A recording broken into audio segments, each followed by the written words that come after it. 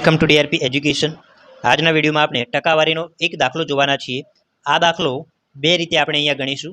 એક તો આને બેઝિક રીતે કેવી રીતે ગણવો એ હું તમને સમજાવું, અને બેઝિક રીત સિવાય એકદમ ટૂંકમાં શોર્ટ ટ્રીકથી આને કેવી રીતે સોલ્વ કરવો એ આપણે અહીંયા વિડીયોમાં જોવાના છીએ। તો વિડીયોને એન્ડ સુધી જોજો। ચાલો ક્વેશ્ચન જોઈએ। અહીંયા આપેલું છે કે જ્યારે કોઈ સંખ્યાના 40%માં 42 ઉમેરવાથી તે જ સંખ્યા મળતી હોય તો તે સંખ્યા કઈ હશે। મિત્રો તમને આપેલું છે કે કોઈ સંખ્યાના 40% અને એની અંદર 42 ઉમેરવાના અને 42 ઉમેરવાથી એ જ સંખ્યા પાછી મળે છે, તો આપણે એ સંખ્યા શોધવાની છે। તો સૌથી પહેલાં હું અહીંયા બેઝિક રીતનો ઉપયોગ કરું કે બેઝિક મેથડમાં આપણે કેવી રીતે આની ગણતરી કરતા હોઈએ છીએ। તો હું ધારી લઉં કે ધારો કે એ સંખ્યા x છે।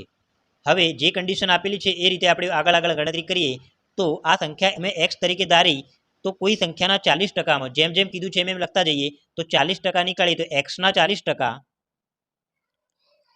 એમાં 42 ઉમેરવાથી સંખ્યા પોતે મળે છે। એટલે કે સંખ્યા કઈ ધારી હતી આપણે? x ધારી હતી, તો 42 ઉમેરવાથી બરાબરમાં મળે છે x। જે રીતે કન્ડિશન આપેલી છે એને આપણે મેથેમેટિકલ રજૂ કરી તો આ રીતે લખી શકાય। હવે આનું સાદુરૂપ આપી અને આપણે x ની વેલ્યુ કરતા બનાવીએ તો આપણને સંખ્યા મળી જાય। આ આપણે બેઝિક રીતે ગણીએ છીએ। તો અહીંયા x ની વેલ્યુ કરતા બનાવવા માટે શું કરીએ? x ના 40% એટલે કે x ગુણ્યા 40/100 લખાય વત્તા 42 બરાબર અહીંયા લખીએ આપણે x। હવે અહીંયા 100 ને આપણે લસા તરીકે લઈએ તો આનું સ્ટેપ આ રીતે કંઈક લખાય, 40 ગુણ્યા x એટલે 40x। 100 ને હું લસા તરીકે લઉં તો અહીંયા આ 100 અહીંયા 42 સાથે ગુણાય એટલે કે 42 અહીંયા થઈ જાય અને છેદમાં આવી જાય લસા તરીકે 100 બરાબર અહીંયા વધે છે x।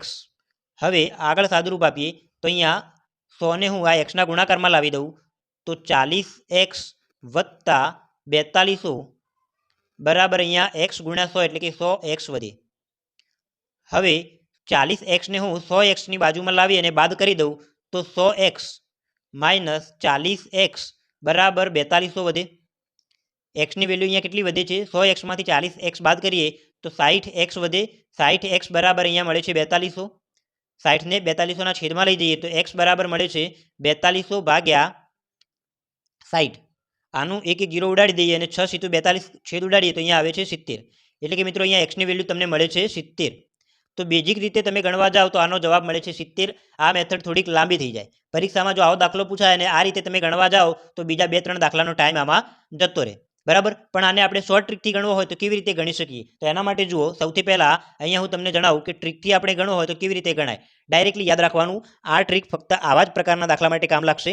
તો જુઓ કે જ્યારે કોઈ સંખ્યાના 40%માં 42 ઉમેરવાથી તે જ સંખ્યા પરત મળતી હોય તો શું કરવાનું? તો જુઓ 40% આપેલા છે તો 40 ને 100 માંથી બાદ કરી અને છેદમાં અહીંયા લખવાના। તો 100 માઇનસ 40 કરીએ તો કેટલા વધે? 60। તો અહીંયા 60 ને છેદમાં લખવાના। પછી જેટલી સંખ્યા ઉમેરવાની કીધી છે એ સંખ્યા તમારે અહીંયા ઉપર લખવાની અને આને 100 વડે ગુણી દેવાનું। આટલું કરવાથી, આનું સાદુરૂપ આપવાથી તમને આ જવાબ એટલે કે માગેલી સંખ્યા મળી જશે। તો જુઓ અહીંયા એક 0 ઉડાડી દઈએ, 6 × 42 અહીંયા આવી જાય 7। 7 ગુણ્યા 10 કરીએ તો આનો જવાબ મળે છે મિત્રો 70। એટલે કે માગેલી સંખ્યા કઈ છે? 70 છે। તો આ રીતે તમે વિધિન સેકન્ડમાં તમે આનો જવાબ લાવી શકો છો। જો તમને ટ્રીક ગમી હોય તો વિડીયોને એક લાઇક આપી દેજો, ચેનલ પર પહેલી વાર હોય તો સબસ્ક્રાઇબ કરી રાખજો।